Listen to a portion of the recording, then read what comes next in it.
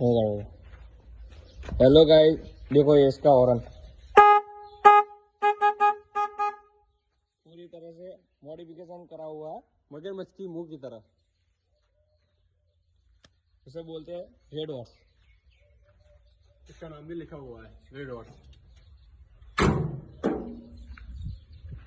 ये देखो उसका नाम रखा हुआ है रेड हॉर्स और टेडी। Only farming.